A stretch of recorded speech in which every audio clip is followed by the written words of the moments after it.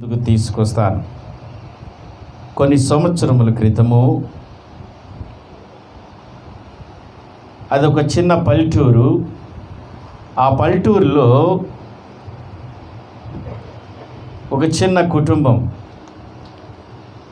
అంత చదువుకున్నవారు కాదు, అక్షరాస్యత లేని రోజులవి.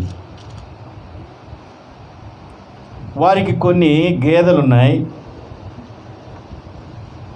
వారికి ఆ పాలు గేదెలని మేపి జీవనోపాధిగా వాటి మీదే ఆధారపడి జీవిస్తున్నారు. ఆ కుటుంబంలో ఉన్న భార్యాభర్తలు చాలా నమ్మకస్తులు. వారికి మోసం అంటే తెలియదు. వారికి ఈ లోకపు జ్ఞానము కూడా అంత లేదు. వీరేం చేసేవారంటే ఆ పశువుల నుంచి, ఆ గేదెల నుంచి వచ్చిన పాలును, నెయ్యి ఇవన్నీ ఒక వ్యక్తికి, ఒక షాపుకి కొన్ని సంవత్సరాల నుంచి సరఫరా చేస్తూ ఇచ్చేవాడు. ఆ డబ్బులతోనే వీరి జీవనోపాధి కొనసాగుతూ ఉంది. దాదాపు 10-15 సంవత్సరాలు అలానే వారి కుటుంబాన్ని పోషించుకుంటున్నారు. ఉదయకాలమే లేగవటం, కొంత పెరుగు ప్యాకెట్లు చేయటం, ఉన్న నెయ్యిని ప్యాకెట్లు చేసి ఆ పట్టణానికి తీసుకెళ్ళి ఆ షాప్ యజమానికి వాటిని అప్పగించి మళ్ళీ తిరిగి వస్తూ ఉండేవారు.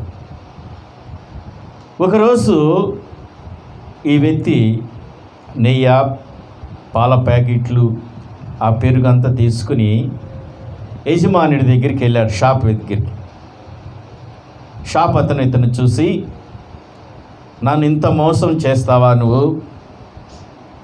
ఇన్ని సంవత్సరాల నుంచి ఎంత మోసం నాకు చేశావు? నీ పాలు, నెయ్యి, ప్యాకెట్లు ఏమీ నాకు అక్కర్లేదు, నువ్వు తీసుకెళ్ళిపోమన్నాడు. ఇతనికి మరో పని తెలియదు, వాటిని ఎక్కడ అమ్మాలో కూడా తెలియదు. ఇన్ని సంవత్సరముల నుంచి దాని మీద ఆధారపడి జీవిస్తున్నాడు. ఎంతగానో బ్రతిమలాడాడు. ఆ షాప్ యజమాని మాట వినలా. నేను నమ్మాను, నువ్వు పల్లెటూరు వాడువని, నీ ముఖం చూసి నువ్వు మోసం చేయవని ఇన్ని సంవత్సరాలు నీ దగ్గర నేను ఆ నెయ్యి, పాలు, పెరుగంతా కొన్నాను. కానీ 15 సంవత్సరాల నుంచి నువ్వు నన్ను మోసం చేసావు కాబట్టి నాకు వద్దు, వెళ్ళిపోమన్నాడు. ఎంతో ప్రయాసపడ్డాడు, ఎంతో బ్రతిమలాడాడు. అయ్యా, నేనెందుకు మోసం చేస్తాను, నాకు తెలియనే తెలీదు అని ఎంతగానో బ్రతిమలాడినా కూడా పక్కకి నెట్టేశాడు. ఈలోప చాలా ఆ షాపుకి కొనేవారు ఎక్కువ మంది వచ్చేసారు. అప్పుడు అడగటం బాగుండదు కదా అని ఆ మెట్ల దగ్గర కూర్చున్నాడు. దాదాపు 1-1:30 అవుతుంది. వ్యాపారం అంతా తగ్గిపోయింది, జనాలు తగ్గిపోయారు. మరలా వెళ్ళి యజమానితో మాట్లాడుతున్నాడు. అయ్యా, నేను ఏ మోసము చేయలేదు అంటే యజమానుడు అంటున్నాడు, ఆ షాపు ఎత్తి, ఇది నువ్వు తీసుకొచ్చిన ప్యాకెటే కదా? అవునయ్యా, నేను తీసుకొచ్చిన ప్యాకెటే. ఇదంతా నెయ్యి కేజీ అని చెప్పావు. దీన్ని తూకం పెడుతున్నాను చూడండి. తూకం పెడితే అది 900 గ్రాములు వస్తుంది. ఇన్ని సంవత్సరాల నుంచి నువ్వు ఇలానే చేస్తున్నావు. ఒకసారి ఒక వ్యక్తి నా దగ్గరికి వచ్చి ఈ నెయ్యి కొన్నాడు. అతను తూకం ఏమేంటి, తూకం వేస్తే 900 గ్రాములే ఉంది. అతడు నన్ను ఎంతగానో హానెస్ట్, నిజాయితీ గలవాడు అనుకున్నాను. నువ్వు ఎంత మోసం చేస్తావని నన్ను కేసు పెట్టి నా మీద అనేకమైన ఆరోపణలు చేశాడు. దీనికి మూలం ఎవరు? నువ్వే. ఇన్ని సంవత్సరాల నుంచి నువ్వే ఆ పని చేస్తున్నావు అని ఈ రైతుని అడిగాడు. అప్పుడు ఆ పాలు అమ్ముకునే వ్యక్తి ఏమన్నాడో తెలుసా? అయ్యా, మాది చిన్న పల్లెటూరు, ఈ తూయటానికి కావలసిన ఆ యంత్రం కూడా నా దగ్గర ఏమీ లేవు, ఆ తూనికి రాళ్ళు కూడా నా దగ్గర ఏమీ లేవు అయ్యా. ఇంటి దగ్గర నేను ఒక చిన్న కర్రతో త్రాసు చేసుకుని 2 పళ్ళాలు కొట్టుకున్నాను. తూసి ఇవ్వటానికి కూడా నా దగ్గర రాళ్ళు లేవు, అవి ఎలా కొనాలి కూడా నాకు తెలియదు. మా భార్య అని అడిగాను, ఏమయ్యా ఇప్పుడు తూసి ఇవ్వడానికి ఎలా ఇవ్వాలంటే, అయ్యా ఆ షాప్ దగ్గరికే వెళ్ళి నువ్వేం చేస్తావంటే 1 కేజీ పంచదార తీసుకురా, ఆ పొట్లం కట్టేసి తీసుకురా, సరిపోతుంది. దీన్నే మనం కదిలించకుండా దాన్నే కేజీగా ఉంచుకుని నెయ్యి కానీ పాలు కానీ అన్నీ దీన్ని తూకం పెట్టి వారికి పంపిద్దాం అని చెప్పిందయ్యా. మీ షాపుకే నేను 15 సంవత్సరాల క్రితం వచ్చాను, మీరే నాకు తూసి ఇచ్చిన కేజీ ఇంకా ఇంట్లోనే ఉంది, ఆ కేజీతోనే నీకు నెయ్యి నేను సరఫరా చేస్తున్నాను. ప్రభు ఏమంటున్నాడు చూడండి, మనుషుడు ఏమి విత్తునో ఆ పంటనే కోయెను. ఆమేన్. అయితే ఎక్కడ పరిశుద్ధ గ్రంథంలో మనం చూస్తే ఎక్కడ విత్తుతాం? విత్తనాలను మనము పొలంలో విత్తుతాం. అయితే ఊర్ధలోక రైతైన ప్రభు అయిన యేసు ప్రభు వారికి ఒక పొలం ఉందట. ఆ పొలం ఎక్కడుంది చూస్తే మత్తయి సువార్త 13:38లో ఏమిటి ఆ పొలము అని మనం ఆలోచన చేస్తే చూద్దాం. మత్తయి సువార్త 13:38. పొలము చాలు. పొలం ఎలా ఉంది? లోకముతో పోల్చబడినది. దేవునికి మహిమ కలుగును గాక. ఈ పొలములో ఏమి విత్తారట? విత్తనాలు విత్తారు. ఎంతమంది విత్తారు? 2 విత్తనాలు విత్తుతున్నారు. ఎవరు ఆ విత్తనాలు విత్తే 2 అంటే మత్తయి సువార్త 13వ అధ్యాయము 37వ వచనం. అదే సువార్త. అందుకాయన ఇట్లనెను, మంచి విత్తనము విత్తువాడు చారు. మొదటి విత్తే వ్యక్తి ఎవరు? మనిషి కుమారుడు. ఆయనే ప్రభు అయిన యేసు ప్రభువారు. దేవునికి మహిమ కలుగునుగాక. ఆయన కొన్ని విత్తనాలు తీసుకొస్తున్నాడు. లోకమనే పొలములో ఆ విత్తనాలు విత్తుతున్నాడు ఆయనే మనిషి కుమారుడు. లోకం అంటే మనుషులు అని అర్థం.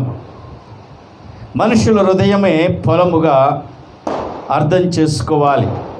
మరి మరొక వ్యక్తి ఎవరు? అదే 13వ అధ్యాయము 25వ వచనం చూద్దాం. ఇంకో అతను కూడా విత్తనాలు విత్తుతున్నాడు. ఎవరు అతను? 13:25 మత్తయి సువార్త.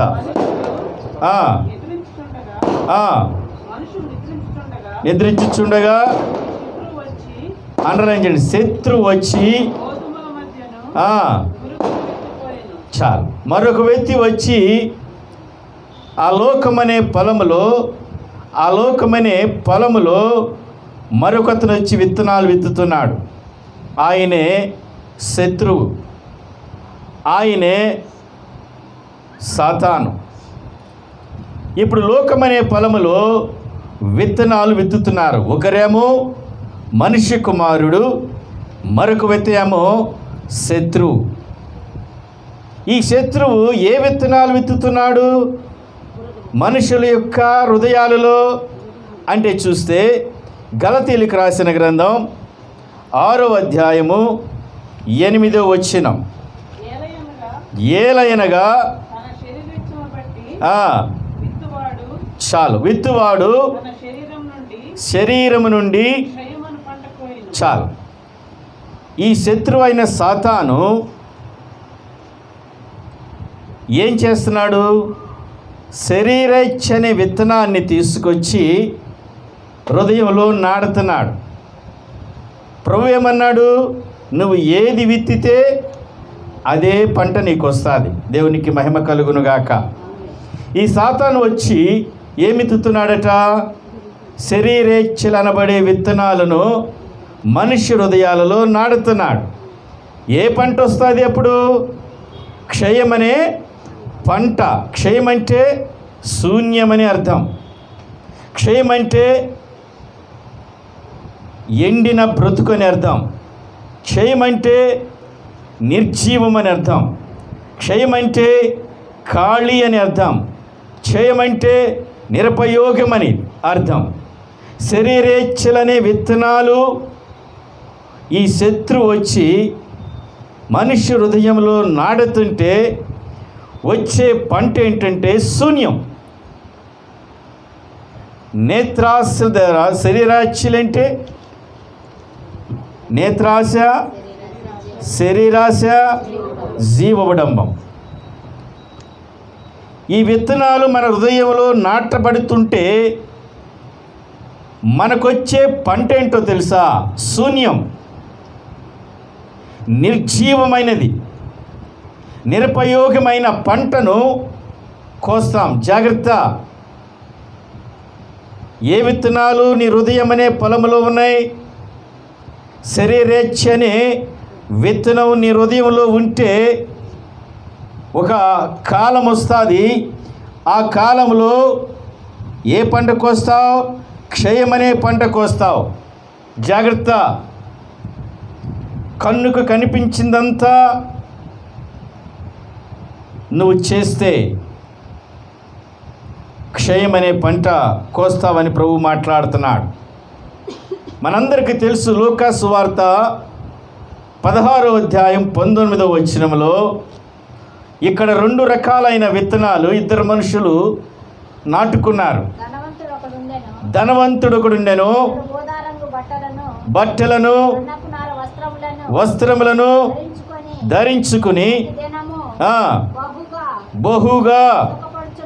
చాలండి. ధనవంతుడు కూడా ఆయన ఉన్నాడు. ఆయన ఏ విత్తనం నాటుకున్నాడు? శరీరేచ్ఛనే విత్తనాన్ని నాటుకున్నాడు. దానికి పక్కనే లాజరు ఉన్నారు. ఆయన ఏ విత్తనాన్ని నాటుకున్నాడంటే ఆత్మ విత్తనాన్ని హృదయంలో నాటబడింది. దేవునికి మహిమ కలుగునుగాక. చివరికి ఇద్దరు పంట కోశారు ఒక సమయంలో. ఆ పంటలో శరీరేచ్ఛల అనబడే విత్తనాన్ని నాటుకున్న ఈ ధనికుడు ఎక్కడికి వెళ్ళాడు? నరకంలోకి వెళ్ళాడు. ఆ నరకంలో వేదన. అక్కడేముంది? ఆయనకి శూన్యం, నిర్జీవం, జీవం లేని ప్రదేశం. మరి లాజరు ఆత్మ విత్తనాన్ని హృదయంలో నాటబడినప్పుడు ఎక్కడున్నాడు? ఆయన దేవుని కుడిపార్శ్వన రొమ్ముకుని ఆనుకున్నాడు. బహు జాగ్రత్తగా ఏ విత్తనము నీ హృదయంలో నాటబడుతుందో పరిశీలన చెయ్యి. ఈ శత్రువు అపవాది మరొక విత్తనాన్ని తీసుకొస్తున్నాడు. సామెతలు 22:8. సామెతలు 22:8కి వెళ్దాం. సామెతల గ్రంథం 22:8వ వచనం. దౌష్ట్యమును విత్తువాడు కీడును కోయును. చాలు.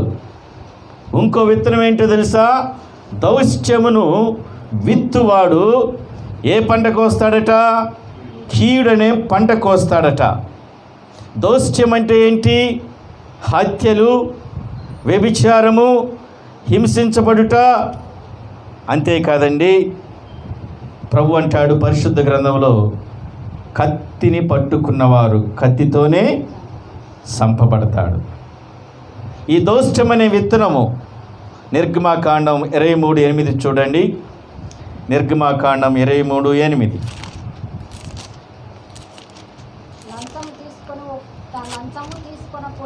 చాలండి. ఈ విత్తనం విత్తబడుతుందేమో నీ హృదయంలో. ఇది దౌష్ట్యం అనే విత్తనం. ఈ విత్తనం నీ హృదయంలో నాటబడితే ఏ పంట నీ చేతికి వస్తుంది? కీడనే పంట నీ చేతికి వస్తుంది.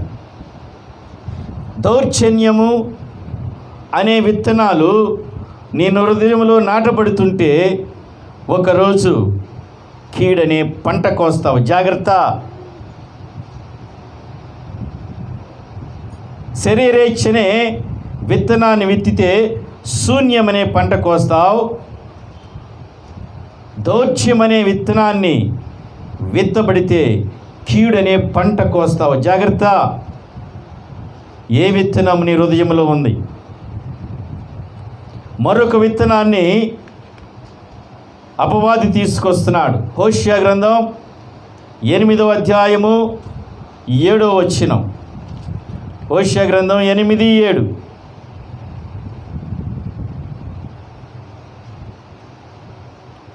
త్వరగా.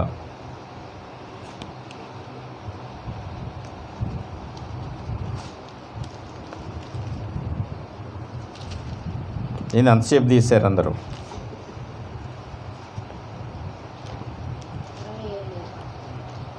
8:7 అమ్మా.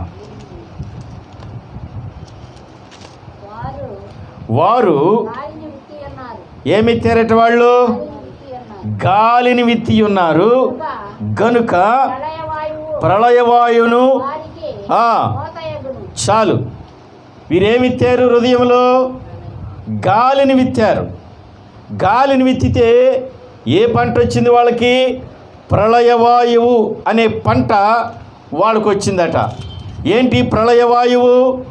ఏంటి గాలి విత్తటము అంటే? పరిశుద్ధ గ్రంథంలో గాలి విత్తనం అంటే ఇంటికెళ్ళి చదవండి. ద్వితీయోపదేశ కాండం 9:4, లేవీ కాండం 18:20 చూస్తే అక్కడ కానానీయులు ఉన్నారు. వారు బహుఘోరమైన అన్య దేవతల ఆరాధికులు. ఇది గాలి విత్తటం. వారు పసిపిల్లల్ని బలులుగా అర్పిస్తారు. ఘోరమైన అసహ్యమైన కార్యాలు చేస్తారు. వారు చాలా వాయు వరుస లేకుండా జీవనం కొనసాగిస్తూ ఉంటారు. ఇలాంటి వారు ఏ విత్తనం వారి హృదయంలో ఉంది? గాలి అనే విత్తనము వాళ్ళ హృదయంలో ఉన్నది. ఏ పంట వారి చేతికి వస్తుందట? ప్రళయం అనే పంట. జాగ్రత్త. మన క్రైస్తవులకు కూడా గాలి అనే పంట, గాలి అనే విత్తనాన్ని విత్తుతారు. ఎలా విత్తుతున్నారు మీరు? అయా ఇల్లు మారాలి, మంచి రోజు చూడండి. అయా సంబంధానికి వెళ్ళాలి, మంచి రోజు చూడండి. అయా పెళ్ళి పెట్టుకున్నాము, ఈరోజు మంచిదేనా? ఏ విత్తనం ఇది? గాలి విత్తనం. ఇది ఒకరోజు ప్రళయమైద్ది. జాగ్రత్త. ప్రళయం అనే పంట కోస్తావు. ఏ విత్తనం విత్తుతున్నావు? దేవుని బిడ్డలే. ఇళ్లలోకి వెళ్తే దిష్టని బూడిది గుమ్మకాయలు, దిష్టని ఒకలాంటి వృక్షాలు కడుతున్నారు. ఆలియో దాన్ని ఏమంటారు? కలబందాలంట. అవి ఏలాడదీస్తున్నారు. ఒకసారికి వెళ్తే అద్దం ఎదురుగా పెడుతున్నారు. ఏంటయ్యా ఇది అంటే గాలి విత్తుతున్నారు. జాగ్రత్త. ఈ గాలి విత్తితే ఏ పంట వస్తుంది నీ చేతికి? ప్రళయం వస్తుంది. ప్రళయం అంటే దాన్ని తట్టుకోవటం కుదరదు. అకస్మాత్తుగా దేవుని ఉగ్రత వచ్చి నీ కుటుంబం గలిబిలైద్ది. ఒకవేళ గాలి విత్తుంటే, ఒకవేళ శరీరేచ్ఛలనే విత్తనం నీలో ఉంటే వాటిని దేవుని యొక్క వెలుగులో ఆయన పాదాలు పట్టుకుని వాటిని యేసు నామములో పెరికించవేయబడునుగాక. ఆమేన్. ఏమనే విత్తనము? గాలి అనే విత్తనము హృదయంలో నాటబడితే ప్రళయం అనే పంట కోస్తావు. జాగ్రత్త. దౌష్ట్యమనే విత్తనాన్ని నీ హృదయంలో విత్తితే కీడనే పంట కోస్తావు. శరీరేచ్ఛమనే విత్తనాన్ని నువ్వు విత్తితే ఏం పంట కోస్తావు? శూన్యమనే పంట, క్షయమనే పంట. ఈ విత్తనాలన్నీ ఎవరు తీసుకొస్తున్నారు? శత్రువైన సాతాను తీసుకొచ్చి నీకు తెలియకుండానే నీ హృదయం అనే క్షేత్రములో నాటి వెళ్ళిపోతున్నాడు. పరాకు జాగ్రత్త. ప్రభువారు ఈ ఉపమానంలో అంటాడు, పంటలో మంచి విత్తనాలు ఆయన పంట పొలంలో విత్తి ఉన్నాడు, నాణ్యమైన విత్తనాలు. ఈ లోపల సేవకులు నిద్రపోతుంటే శత్రువు వచ్చి నకిలీ విత్తనాలు విత్తేశారు. వీళ్ళకి తెలియగానే ఆ రైతు దగ్గరికి వచ్చి, ఆ ఊర్ధ లోకపు రైతు అయిన ప్రభువారి దగ్గరికి వచ్చాయా, మేము నిద్రపోతున్నాం, మీరు మంచి విత్తనాలు, శ్రేష్టమైన విత్తనాలు నాటారు, ఈ లోపల నకిలీ విత్తనాలు కూడా వచ్చి నాటెళ్ళిపోయాడు శత్రువు. వాటిని పెరిగించి వేయమంటారా, వాటిని పీకమంటారా అంటే ప్రభు అన్నారు, పీకొద్దు నువ్వేరు. ఒకవేళ వాటిని పీకితే మంచి విత్తనాలను కూడా మీరు పీకేస్తారేమో, వాటిని అలానే పెరగనివ్వండి.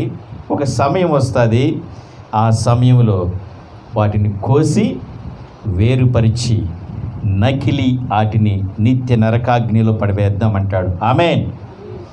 ఒకవేళ నీ హృదయములో నకిలీ విత్తనాలు శత్రువైన సాతాను నాటాడేమో, నేత్రాస అనే విత్తనం నాటబడి ఉంటే, నేత్రాస అంటే ఏంటి? నీ కంటికి కనిపించిందల్లా దేవుడి చెప్పినట్లు నీ కంటిని నువ్వు ఉపయోగిస్తే శ్రేష్టమైన విత్తనం నీ హృదయంలో నాటబడినట్లే. నన్ను అన్నిదా క్షమించండి, అర్థం చేసుకోవడానికి చెప్తున్నాను. ఏ భార్యకైనా అవే శరీర అవయవాలు ఉంటాయి. ఈ నేత్రాస అనేది ఏం చేస్తుందో తెలుసా? పరాయి స్త్రీ వైపు కూడా చూడమంటుంది.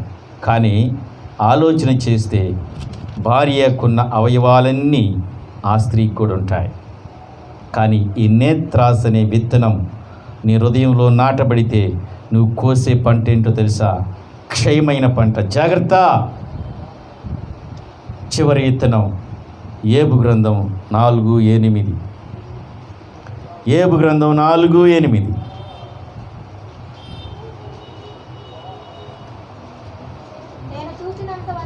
నేను చూచినంత వరకు అక్రమమును దున్ని, చదవం, కీడును విత్తువాడు దానినే కొయ్యను.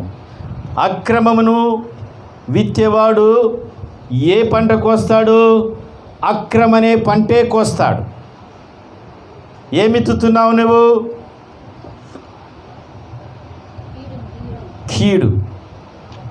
కీడును దున్ని అక్రమము, మళ్ళీ అదే పంట నీకు వస్తుంది. అక్రమనే పంట. అక్రమంగా జీవించువారు. అక్రమంగా జీవించటం అంటే అక్రమమైన సంబంధాలు, క్రమము కాని జీవితము అక్రమమే. ఈ 4 విత్తనాలు తీసుకొచ్చి మనిషి హృదయంలో నాటబడుతుంది. ప్రభు ఏమంటారు? నువ్వు ఏమి విత్తుతావో అదే కోస్తావు. నీ మనస్సాక్షికి నీకు తెలుసు నీ హృదయంలో ఏమి విత్తుతున్నావు. అయితే మనిషి కుమారుడు మంచి విత్తనాలు, శ్రేష్టమైన విత్తనాలు తీసుకొచ్చి నాటుతున్నాడు. నాటేటప్పుడు ఆయన కొన్ని మాటలు చెప్తున్నాడు. జాగ్రత్తగా విందాం. గలతీ 6:8. గలతీ 6:8.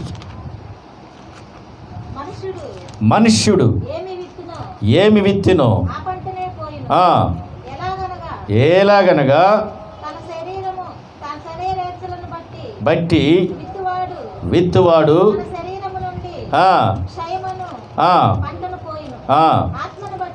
అండర్లైన్ చేయండి.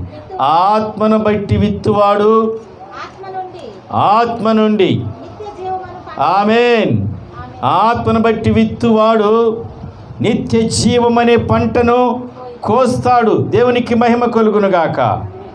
యేసు నామములో ఇక్కడ కూడిన ప్రతి బిడ్డ ఆత్మనే విత్తనం విత్తబడి జీవము కలిగిన పంటను యేసు నామములో కోయబడుదురుగాక. ఆమేన్. Amen, amen. బాగా అర్థం చేసుకుందాం. మంచి పంట కోయివాడు. ఏంటా మంచి పంట? మత్తయి సువార్త 13:38. ఏంటా విత్తనము? మంచి విత్తనము, ఫలము, లోకము, మంచి విత్తనములు. ఆమెన్. మంచి విత్తనములు అంటే ఏంటి? రాజ్య సంబంధులు. పై వాటినే వెతకాలి. ఇవి మంచి విత్తనాలు. పైన ఏముందట? పరలోకముంది. నువ్వు నోరు తెరిస్తే నువ్వు ఏమి మాట్లాడినా దేని గురించి మాట్లాడాలి? పరలోకపు సంబంధమైన మాటలు మాట్లాడాలి. ఆ హృదయంలో ఆ మంచి విత్తనాలు నీకుండాలి. అదే సువార్త. ఇంకో మంచి విత్తనం ఏంటో తెలుసా? 11వ సామెతలు 11:18. సామెతలు 11:18.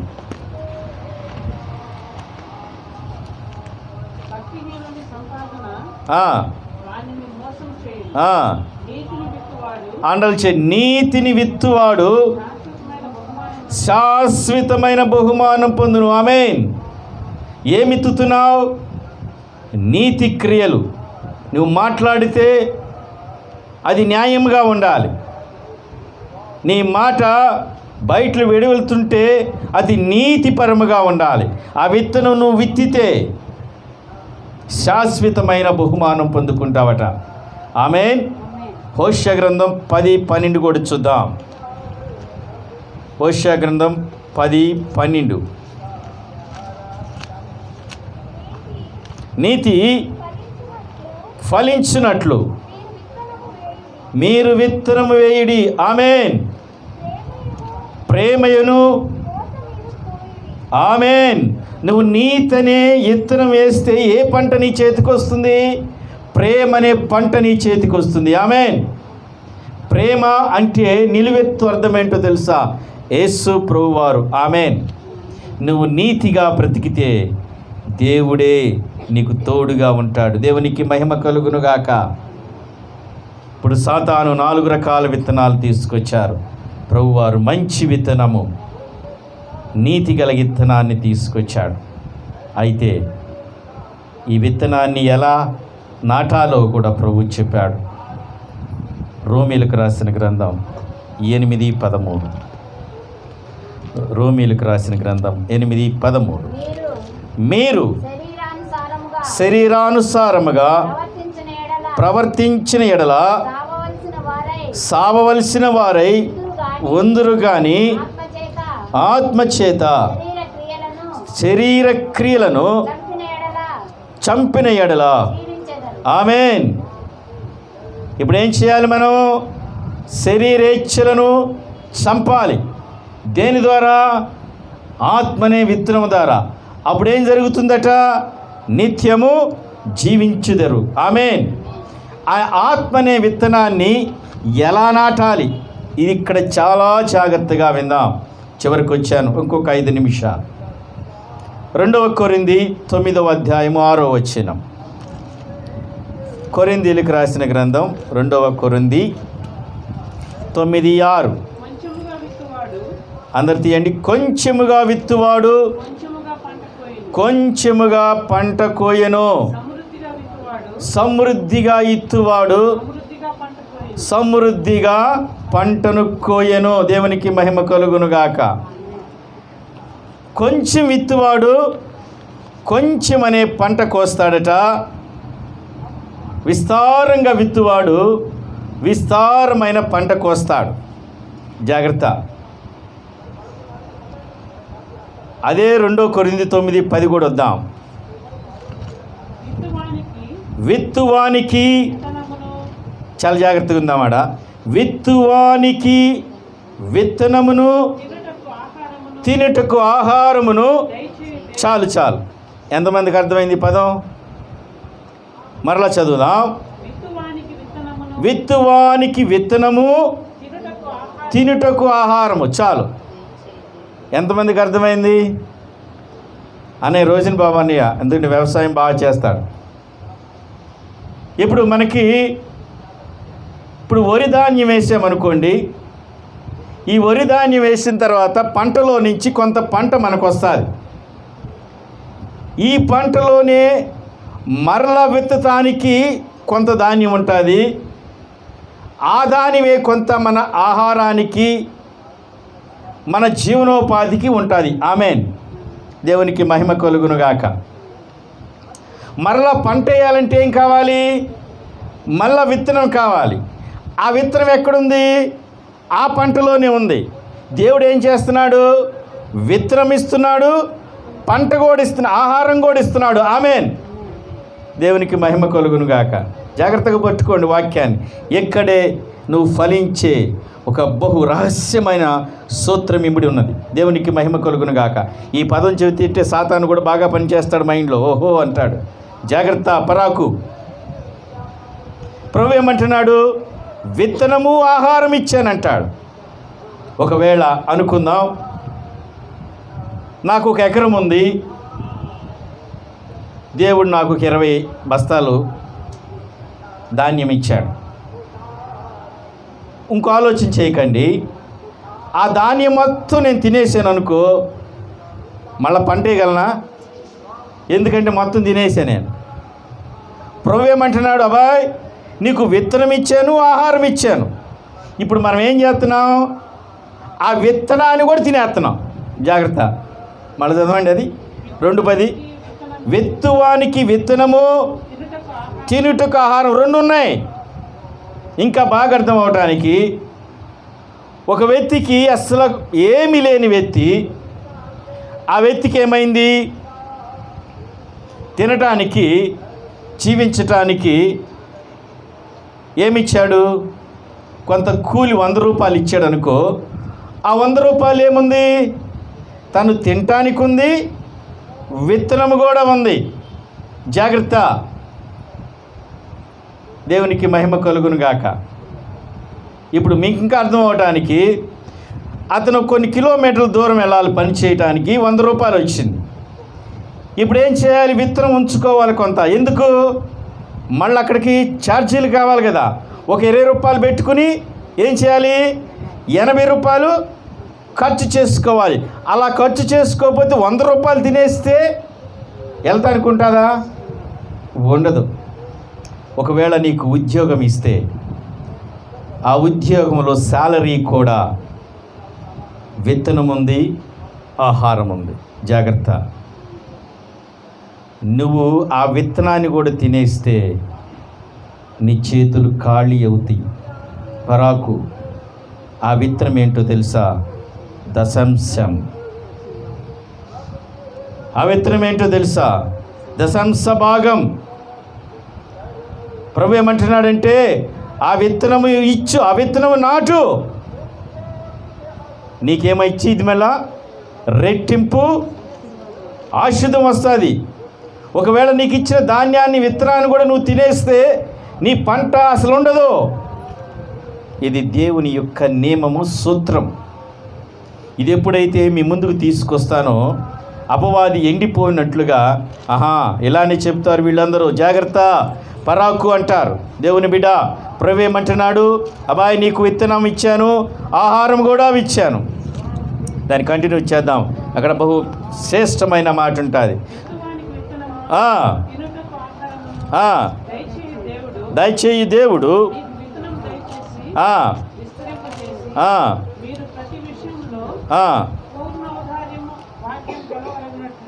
అండర్లైన్ చేయండి. అక్కడ ఏమంటున్నాడు? అన్నిటి యందు ఈ విత్తనాన్ని నువ్వు నాటితే ఏం జరిగిద్దట? అన్నిటి యందు ఎల్లప్పుడూ. 2 మాటలు. అన్నిటి యందు ఎల్లప్పుడు. అన్నిటంటే ఏ అవసరత అయినా, ఏ కార్యమైనా కూడా అన్నిటిలో ఏముంటుందట? ఎల్లప్పుడూ. సమయం అనేది అన్ని సమయాలలో మీలో మీరు సర్వ సమృద్ధి గలవారై. దేవునికి మహిమ కలుగునుగాక. ఇది ఎందుకు లోపిస్తుంది ఇక్కడ? ఆ విత్తనాన్ని కూడా తినేస్తున్నాం మనం. ఏం చేస్తున్నాం? ఆ విత్తనాన్ని కూడా మనం తినిపారేస్తున్నాం. ఒకసారి ఏం జరిగిందంటే, మా తాతయ్య మినువులేసాడు. మినువులేస్తే ఆయనకు 5 కొడుకులు. ఆయన అన్నాడు, దేనికి వేస్తారంటే పాలికి వేస్తారు, ఒక 10 ఎకరాలు ఉంటే మినుములు పండిని. అన్నాడు, రే దీంట్లో ఒక బస్తా తీసి ఉంచండి, విత్తనాలకు కావాలన్నాడు. అన్నదమ్ములుగా అవసరతలు కదా, వీళ్ళ మధ్య తగాదులు వచ్చి ఏం చేశారు, మొత్తం అమ్మి పడేశారు. మళ్ళీ ఇంకో సంవత్సరం వచ్చింది, ప్రభు ఏం చేశాడు, విత్తనం ఇచ్చాడు, ఆహారం కూడా ఇచ్చారు. వీళ్ళు ఏం చేశారు, ఆహారాన్ని తినేశారు, విత్తనం కూడా తినేశారు. వీళ్ళకి మినుములు దొరకలు. ఇప్పుడు మీరు నమ్మండి, దేవుని బలిపీఠం ముందు చెప్తున్నాను, ఎన్నిసార్లు వాళ్ళని నిందారోపణ చేశాడు మా తాతయ్య. నేను చెప్పాను రా అలాంటి విత్తనాలు దొరకవని. ఇప్పుడు ఎక్కడికి వెళ్ళినా కూడా ఆ విత్తనాలు కాదని ఎక్కడెక్కడో తిరిగి పనమటెళ్ళి కొన్ని విత్తనాలు తీసుకొచ్చి నానబెట్టి జలితే 10 ఎకరాలకి 3 ఎకరాలే మొలిశాయి మొలకలు, మిగతాయన్నీ మొలవల. కారణం ఏంటి, విత్తనం కూడా తినేశారు. అలా తినకుండా ఉంటే మళ్ళేమయ్యేది, సమృద్ధిగా వచ్చేది. మనం అది చేయకపోవడం వల్ల ఏం జరుగుతుంది, అక్కడ చేస్తే ఏం జరిగిద్ది, అన్నిటి యందు ఎల్లప్పుడూ మీలో మీరు సర్వ సమృద్ధి గలవారై ఉత్తమమైన ప్రతి కార్యము చేయుటకు దేవుడు మీ ఎడల సమస్త విధములైన కృపను విస్తరింపచేయగలవాడు. ఆమేన్. ఈరోజు నుంచి విత్తనాన్ని దయచేసి మీకు 2 చేతులు జోడించి చెబుతున్నాను, మీ ప్రయోజనం కొరకే. ఆమేన్. ఆ విత్తనాన్ని కూడా తినేయద్దు. ప్రభు విత్తనం ఇచ్చాడు, ఆహారం ఇచ్చాడు. అన్నిట్లో అయ్యా మాకు వచ్చే శాలరీలోనంటే అదొక భాగమే. ఇంకోటి తెలుసా, ఆదరణ అనే విత్తనాన్ని నువ్వు నాటాలి. నీ దగ్గరికి ఆదరణ లేకుండా వస్తారు, వారిని నువ్వు ఆదరించాలి, వారి కొరకు నువ్వు ప్రార్థన చేయాలి. ఆదరణ విత్తనం నాటాలి. ఎదుటి వారు వచ్చినప్పుడు వారిని హృదయపూర్వకంగా ప్రేమించగలగాలి, అదొక విత్తనం. నువ్వు ఎదుటి వారి పట్ల దయ చూపించాలి, అదొక విత్తనం. నీ బిడ్డల పట్ల నీకు దయ ఉందా? ఉంది. ప్రేమ ఉందా? ఉంది. వాత్సల్యత ఉన్నదా? ఉంది. ఆదరణ ఉందా? ఉంది. ఈ ఆదరణ, జాలి, ప్రేమలో కూడా విత్తనం ఉంది. ఈ విత్తనం దేని కొరకు వాడాలి? వేదనలో ఉన్న ప్రజల కొరకు, ఆదరణ లేని ప్రజల కొరకు, ప్రేమ లేని ప్రజల కొరకు ఈ విత్తనాన్ని నువ్వు వాడాలి. ఆ విత్తనం నువ్వు వాడితే నీకు రెట్టింపు ఫలితం దేవుడు ఆయన సమృద్ధిగా ఇస్తాడు. ఒకవేళ నువ్వు ఆదరణ లేకుండా ఉన్నప్పుడు, నా జీవితంలో కొత్తగా 2-3 నెలల క్రితమే కొంచెం ఆదరణ లేకుండా ఉన్నాం. దేవుని కృపను పెట్టి, అపార కృపను పెట్టి దేవుడు కృప చూపించాడు. మాకు లోపించిన ఆదరణని మీరు నమ్మండి, కొన్ని 100 మందికి చూపించాను ఆదరణ. దేవుడు మాకు ఆయన బలిష్టమైన ఆదరణను మెండుగా కుమ్మరించాడు. ఆమేన్. మనకి ఇక్కడికి వచ్చే అమ్మాయి పేరేంటమ్మా? దివ్యకి ఈగున్న రోజుల్లో కోవిడ్ అనయ్య అసలు అందరూ నన్ను అసలు అన్టచబిలిటీగా చూస్తున్నారని, ఏం చేయాలో అర్థం కావట్లేదు, ఏం చేయలేడు తిట్టి. మీరు నమ్మండి, ప్రతిరోజు కరెక్ట్గా 9:30 కల్లా ఫోను అమ్మాయికి చేశాను నేను. ఆ విత్తనాన్ని అమ్మాయికి పంచాను నేను. ఆ అమ్మాయి కాదు, కొన్ని 100 మందికి. ఒకవేళ ఏదైనా చిన్న ప్రాబ్లం వస్తే ప్రభు ఏం చేస్తాడు? రెట్టింపుగా ఆదరణని పంపిస్తాడు. నేమేమి ఇత్తేవు? ఆదరణ అనే విత్తనాన్ని నాటావు, ప్రేమ అనే విత్తనాన్ని నాటావు. నాటుతున్నావా? ప్రార్థన అనే విత్తనం కూడా నువ్వు నాటాలి. అది విత్తనం. చివరి మాట ఏంటో తెలుసా? ఏబు గ్రంథములు అంటాడు 42:12 అంటాడు, ఈ విత్తనాన్ని నువ్వు తినకుండా,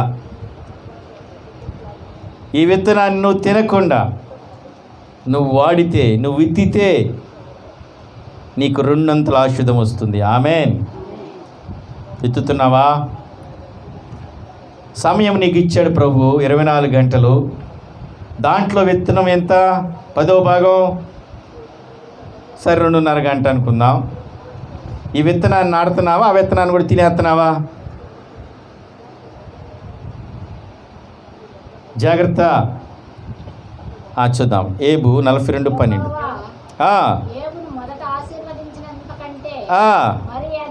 చాలండి, మరీ అధికముగా చాలు.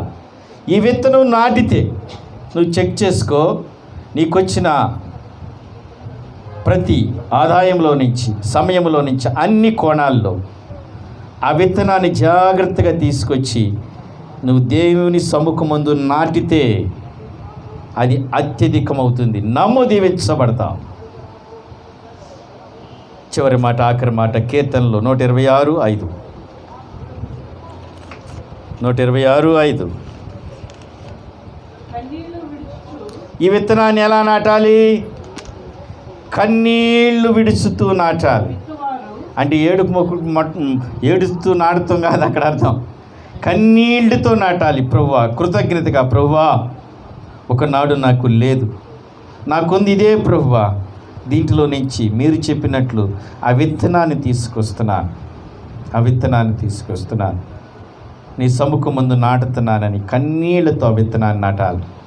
నీవు ప్రార్థన చేసేటప్పుడు కూడా ప్రతి విషయంలో కన్నీటితో ఆ విత్తనం నాటాలి. నాటితే ఆయన నిన్ను ఫలింపచేస్తాడు, అన్ని విషయంలో సమృద్ధినిస్తాడు. దేవుని బిడ్డ, ఏ విత్తనం నీ హృదయంలో నాటబడి ఉన్నది? దేవుని వెలుగులో సరిచేసుకో. కళ్ళు మూసుకుంటే ప్రార్థన చేసుకుందాం. దేవుడు మీతో తేటగా మాట్లాడాడు. ఏ విత్తనం? అపవాది కొన్ని విత్తనాలు తీసుకొచ్చాడు. ఆ విత్తనాలు